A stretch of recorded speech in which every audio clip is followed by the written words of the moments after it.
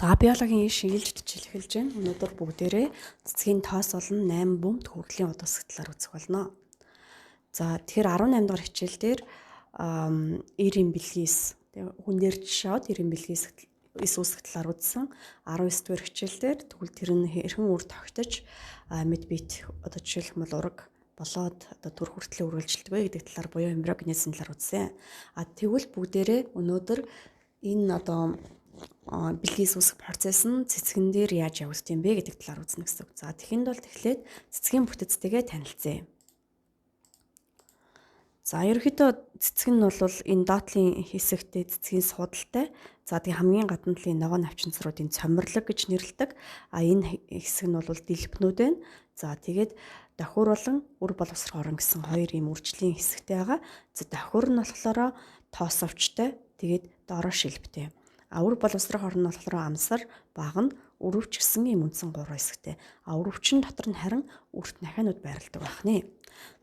За ерөнхийдөө шадар эргэтнүүд гэж яригддаг. Шадар эргэтэн гэхээр дэлб цомирлог хоёр ордог. Энэ хоёр нь цэцгийнхаа дотор талын бусад хэсгийг хамгаалах үүрэгтэй байна. За бидний харж байгаачлан давхар бол шилб тоосовч гэсэн хоёр хэсэгтэй. Харин үр боловсрох орон нь амсар, багна, өрөвч гэсэн 3 хэсэгтэй. Өрөвчин дотор үрт нахиа байрладаг ярьчлаа.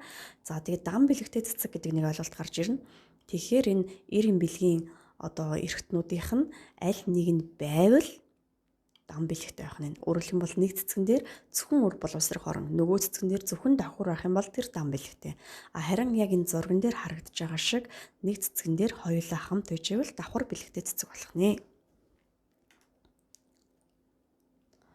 За ерөнхийдөө бол тэгэхээр одоо цэцгэн дээр 90 бэлгийн эсүүд үүснэ гэдэг нь бол тодорхойллоо. За эхлээд нэг юм ерөнхий зураг бүгдээрээ харъя. За энэ цэнхрээр харуулсан хэсэг нь гаплоид буюу N бүрдэлтэй хэсэг. За энэ шигийг диплоид буюу одоо 2 N бүрдэлтэй хэсэг байна. За нэг юм бие гүйцсэн ургамал байна. За тэр ургамал дээр цэцэг үүссэн байна. За тэр цэцгийнх нь давхурных нь тоосовчинд нь тоос үсгээд үр боловсрох орны амсар дээр ирж буусан байна. За энийг тоос үртэх гэж нэрлэж байгаа. За үр боловсрох орны амсар дээр буусан тоос доошоо ингэж ургаад юуг чиглэсэн гэхээр нөгөө үрт нахайг чиглэж ургаад явсараагаад тэгээд энэ явж байхад бол 90 бэлгээсүүд одоо энд орж ирсэн байгааг харж байна. За тэгээд энд нь үндгээс хүлээж авч байна. За ингээд нэг үр тогтоод тэгээд нөгөө зигот үүсгээд тэгээд зигот нь бол хөврөл үүсгээд за тэгээд энэ үрт нахиа бол хэвээрээ яваад байгааг харж байгаа хөврөл үүсгээд за энэ хөврөлтөө энэ гадна талын хэсэгтээ тэр чигээрээ жимс үсгээд за энэ бол тэгтээ өрөвчний ханаас үсэн жимсэн тий. Тэгэхээр өрөөлөх юм бол энэ цэцгийнх нь өрөвчний ханаа жимс болсон гэсэн. За тэгээд дотор нь нөгөө үрт нахиа нүрөлөө хувирчиж харин төрүүчийн зиготноос нь зөвхөн үр үссэн байна. За ингээд жимстэй үртэй хэсэг явж байгаад магадгүй ингэж тараад жимсний хэсэг нь байхгүй болоод үрний хэсэг нь газар унсан байна. За тэрнээс нь соёолоод энэ дахиад урмал үсчээ. За ерөнхийдөө бол нөгөө юутай бол нэлийн төстэй байгаа. За тэгтээ өөрийн гэсэн онцлогнууд байгааг одоо бүр нарийн дэлгэрэнгүй үзэх болно. За микроспорогенез за тэгэхээр бид нар нөгөө 90 бэлгээс үүсгэх гаметогенез гэж нэрлээд 90 бэлгээс үүсэж байгаа сперматогенез, 90 бэлгээс үүсэж байгаа овогенез гэж нэрлсэн болвол цэцгэн дээр тоос үүсэх процессоо микроспорогенез харин 8 бөмбөг хүрлийн ут үүсэж байгаа тэр нөгөө юуны энэ бэлгийн эргэтэн болох өрөвчин дотор 8 бөмбөг хүрлийн ут үүсэж байгаа процессоо макроспорогенез гэж нэрлэдэг. За зарим ном дээр бол мегаспорогенез гэж бас нэрлсэн байдаг. За ялгаагүй. За тэгэхээр ингээд юу ч гэсэн бүгдийг гаргачихъя. За цэцэгний одоо 90 бэлгийн хэсэг болох тоосовч нь давхар гэж ярьсан тий. Тэгээ давхар нь тоосовч болон шилбэтэй. Тоосовчны хэсэг нь хан болон өвөрнөөс тогтож байгаа юм. За хан нь 3 үетэй байдаг байна. Хамгийн гадна талын эпидерм, за хамгаалах үүрэгтэй, дунд талын давхраад фиброз, талын давхраад фиброз гэж нэрлэж байгаа. За фиброз бол илүү ингэж бас илүү сайн хамгаалж байгаа. Тэгээд тоос тарах үед нь ингээд задарчдаг. За дотор талд нь бол ерөөсөө нэг үеэстэй тапетомын давхар байдаг. Тэр тапетомын давхар нь бол тэр дотроо байгаа тооснуудыг тижээж өгдөг гэсэн үг. За тэгээд тэр ийм дөрвөн үүртэй ханны хэсэг нь бүгдээрээ сая ярьчлаа. Үүрэнд нь харин diploid бүүн бүхий ихис. За тэрийг бид нар микроспороцит гэж нэрлэж байгаа. Энэ нь хоёрын бүрдэлтэй байх нь байгаа. За тэр эс нь миоз хуваагдлаар хуваагдаад 4 ширхэг микроспорыг үүсгэж байна энэ дээр. За тэгэхээр миоз хуваагдлаар хуваагдсан юм чин энэ 4 ширхэг микроспор нь гаплоид бүрдэлтэй буюу N бүрдэлтэй болно гэсэн үг. За түүний дараа микроспор тус бүр нь 2 удаа метозоор хуваагдаад тоосны мөхлөгийг үүсгэдэг. Тэгэхээр энэ тус тусдаа метозоор хуваагдсны дараа тоосны мөхлөг гэж үүсгэнэ. За мөхлөг дотор бол 2-3 бүм байдаг. Том бүмийг нь вегетатив бүм гэж нэрлэдэг. За энэ вегетатив бүм нь энд харагдаж байна. Жижиг бүмийг нь генератив бүм гэж хэлдэг. За тэр нь бол энд харагдаж байна. За вегетатив бүм нь бол тоосны хоолоо ургахад тусалдаг байна. Өөрөөр хэлбэл өмнөх зурган дээр амсар дээр ирж буугаад доошо чиглээ ургасан тий. Тэгэхээр нэг бүм нь хоолоо үсгэж одоо ургахад тусалдаг бол нөгөө бүм нь болохоор тэр вегетатив бүмийн үүсгэсэн хоолоогоор явж байхдаа метозоор хуваагдаж 2 ширхэг спермийг үүсгэдэг байна.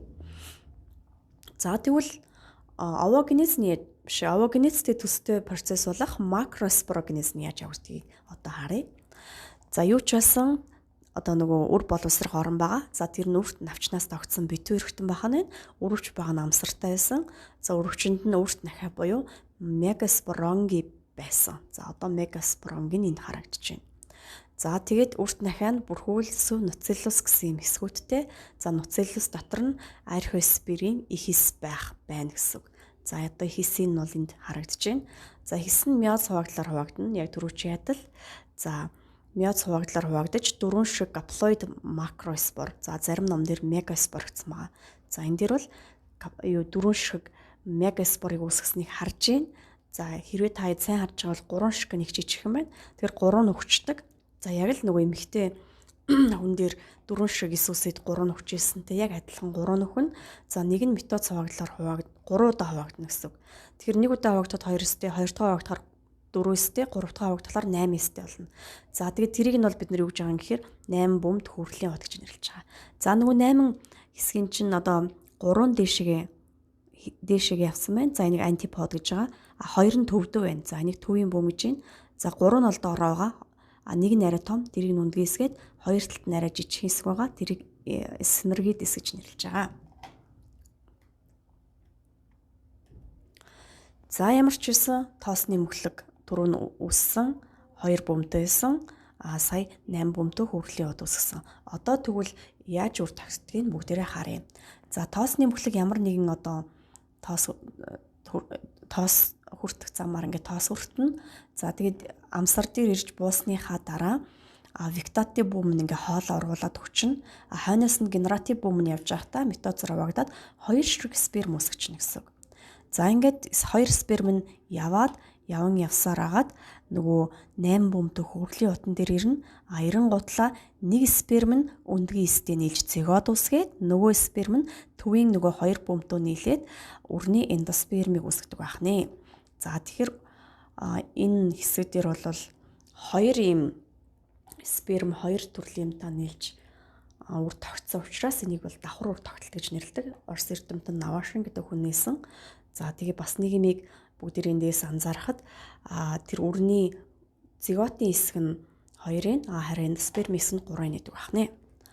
За ерөнхийдөө өгөх юм бол цэцэг бол ер нь бол жимс болж хувирна. За тэгэхээр яг өрөвчний хан нь юу болох вэ гэхээр жимс болоод өрөвчин дотор байсан үрт нахиа нь үр болж хувираад харин үрт нахианы хальс нь үрний хальс болоод тэгээд нөгөө зигот бол өндгийсээс үүссэн сперм болон өндгийсээс үүссэн зигот нь одоо үрний хөрл болж хувирдаг байна. Харин үрний гадна талаар одоо үрийг одоо шимтжилээр хангадаг эндосперм нь нөгөө одоо үр тогтолтоос нь үссэн гэсэн үг. За ингээд дахиад энэ хэсгээ бүгдээрээ нэг баттгаад харчээ. За энэ бүрдэлтэй цэцэг байна тий. Тоосовчтой. Тэгээд тоосовчноос нь бид нар бол энийг микроспоранги гэж нэрлэж байна тий. За тэгээд тэрэн дотор нь микроспороцитууд байж байгаа. Одоо анхдагч эсүүд гэсэн үг. Хоёрын бүрдэлтэй миоз хуваагдлаар тоосны мөхлөг болон хөгжсөн. За тэгээд За эхлээд миоз хуваагдлаар микроспор үүсгээд тэр нь дахиж митозоор хуваагдаад тоос үүсгэсэн. Тоосны мөхлөг. За тоосны мөхлөг дэгэн дээр одоо амсар дээр ирж сууж байгаа хэсэг харагдаж байна. Харин нөгөө талаар өрөвчөнд бол мегаспоранг бүхий үрт дахиад явж байгаа. Хоёрын бүрдэлтэй миоз хуваагдлаар одоо энд нэг ширхэг жижигхэн эмэс үүсгэсэн. За тэгээд тэр нь 3 удаа митозоор яваад хүрлийн удыг үүсгэсэн. За тэгээд энэ хэсэг дээр бол нөгөө тоосноос 2 ширхэг эр бэлгээс үүссэн. За 2 ширхэг эр бэлгээс нь одоо энэ хэсгийн үндгээс болон төвийн бөмбөдөө нийлээд үр тогтоод давхар үр тогтоод за зигот болон эндосперм үүсгэсэн. За тэгээд зиготоос нь хүрэл үүссэн. Харин эндосперм нь болохоор энэ үрний тижэл болж хувирсан гэсэн. За тэгээд үр нь болохоор ингэж ургаад одоо дараагийн том ургамлаа үүсгэнэ гэсэн. За ингээд өнөөдөр хичээлд дуслаа. Анхаарч сонссонд баярлалаа. Дараагийн хичээлээр уулзцгаая.